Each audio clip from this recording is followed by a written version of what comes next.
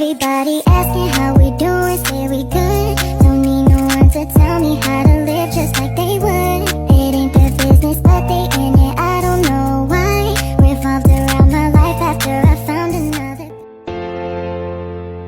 Hai, pada video kali ini saya akan menjelaskan tentang proses pembuatan aluminium. Tetapi sebelum itu, mari kita bahas dulu apa itu aluminium. Aluminium merupakan logam unsur kimia dengan lambang Al di tabel periodik, serta bernomor atom 13. Aluminium bukanlah jenis logam berat, melainkan logam berlimpah urutan ketiga dengan elemen berjumlah sekitar 8% dari permukaan bumi. Aluminium ditemukan oleh Sir Humphrey Davy pada tahun 1809 sebagai suatu unsur dan pertama kali direduksi sebagai logam oleh Ørsted tahun 1825. Secara industri tahun 1886, Paul Hart di Prancis dan Hall di Amerika Serikat secara terpisah telah memperoleh logam aluminium dari alumina dengan cara elektrolisasi dari garam yang berfusi.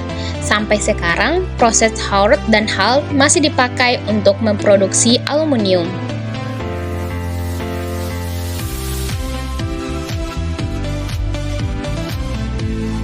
Bahan dasar pembuatan aluminium adalah bauksit. Ekstraksi logam aluminium terdapat 3 tahapan, yaitu penambangan biji bauksit, pemurnian biji untuk memperoleh alumina, dan peluburan alumina menjadi aluminium. Untuk proses pembuatannya yaitu ada pengolahan, pencernaan bauksit mentah, klasifikasi, pengendapan bauksit, klasifikasi bahan campuran krololit, peleburan aluminium cair. Aluminium juga merupakan konduktor listrik dan panas yang baik, memiliki sifat tahan korosi, bahan bersifat ringan, kuat, dan mudah berbentuk, merupakan logam putih berperakan, dan elemen yang sangat reaktif dan membentuk ikatan kimia yang kuat dengan oksigen. Yuk, simak proses pembuatannya. Untuk memproduksi aluminium tidak semudah yang kita bayangkan, karena proses ini sangat kompleks serta memerlukan energi yang lebih besar. Untuk mendapatkan aluminium terdiri dari beberapa tahapan, diantaranya yaitu pengambilan batuan tambang yang mengandung aluminium, yaitu bauksit, dengan menggunakan berbagai macam alat berat.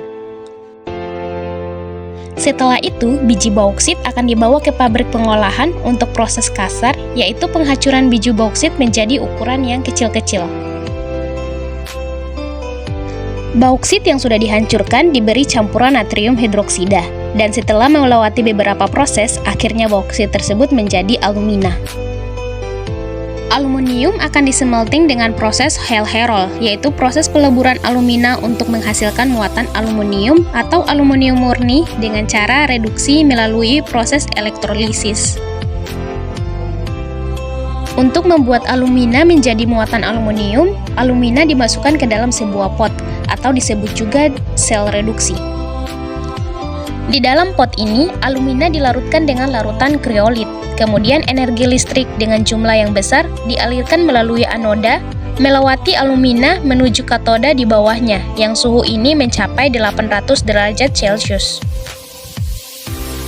Hal ini menyebabkan reaksi reduksi pada alumina di dalam pot, sehingga muatan aluminium atau aluminium murni terpisah dari alumina yang kemudian jatuh ke bawah pot.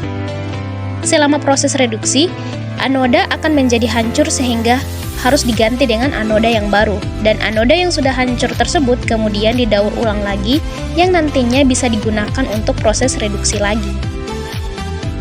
Kemudian selanjutnya setelah muatan aluminium diperoleh, muatan aluminium ini kemudian dimasukkan ke dalam crucible furnace melalui cup, dan crucible furnace ini berfungsi untuk menjaga muatan aluminium tetap panas sampai proses casting. Nantinya pada proses casting, muatan aluminium dimasukkan ke dalam mold atau cetakan untuk mendapatkan aluminium batangan. Aluminium batangan ini ukurannya baik dimensi maupun berat disesuaikan dengan pesanan dari konsumen, yang mana aluminium batangan ini kemudian dikirimkan kepada konsumen untuk diolah lagi menjadi produk akhir yang dibutuhkan oleh konsumen. Salah satu metode untuk mengolah aluminium adalah ekstrusi, yaitu proses penekanan tinggi pada aluminium batangan yang bertujuan untuk mengubah bentuk profil aluminium sesuai dengan yang diinginkan. Pada awalnya, aluminium batangan murni dileburkan ke dalam furnace. Di dalam furnace, aluminium murni diberi bahan campuran lain seperti magnesium, silikon, tembaga, atau mangan, yang bertujuan membuat aluminium alloy yang kuat sesuai dengan yang telah ditentukan. Setelah dari furnace, aluminium alloy ini kemudian menjadi aluminium cair, yang kemudian dimasukkan ke dalam filtration box untuk menyaring bahan pengotor. Dari filtration box tersebut, aluminium cair kemudian menuju casting unit atau cetakan yang sudah ditentukan ukurannya. Setelah dari cetakan, aluminium tersebut kemudian diangkat dan menjadi bentuk batangan yang panjangnya sekitar 6-9 meter per batangnya. Aluminium batangan tersebut kemudian masuk ke dalam proses homogenisasi, yaitu proses termal bertemperatur tinggi yang tujuannya untuk menyamakan karakteristik aluminium batangan tersebut. Setelah dingin dari proses homogenisasi, aluminium batangan ini kemudian dipotong-potong menjadi ukuran yang lebih kecil, dan aluminium batangan yang sudah dipotong tersebut kemudian disebut dengan billet. Billet kemudian dimasukkan ke dalam furnace untuk dipanaskan dengan suhu sekitar 426 sampai 525 derajat Celcius. Selain billet, cetakan juga dipanaskan pada suhu yang telah ditentukan. Hal ini bertujuan agar cetakan tidak rusak ketika dimasukkan oleh billet. Dan cetakan tersebut juga memiliki berbagai macam bentuk, tergantung dari bentuk yang diperlukan oleh konsumen. Kemudian, selanjutnya billet dari furnace dikirimkan menuju extrusion press untuk proses ekstrusi. Pada extrusion press ini, billet akan ditekan ke dalam cetakan menggunakan tenaga hidrolik. Billet yang keluar dari cetakan akan berubah bentuk dan profil sesuai dengan bentuk dari cetakan yang telah dipasang. Billet yang telah diekstruksi ini masih bersuhu panas, yaitu sekitar 500 derajat Celcius. Oleh karena itu, perlu didinginkan suhunya dengan air. Dan berbeda dengan logam lainnya, aluminium tidak berubah warna ketika suhunya masih panas. Setelah aluminium melewati proses pendinginan dengan sangat cepat tersebut, maka bisa terjadi stres pada logam aluminium. Hal tersebut bisa mengakibatkan aluminium tidak lurus dan sebagainya. Untuk itu, diperlukan proses stretching, di mana pada proses ini, billet akan ditarik yang bertujuan agar billet menjadi lurus dan untuk menghilangkan stres pada billet.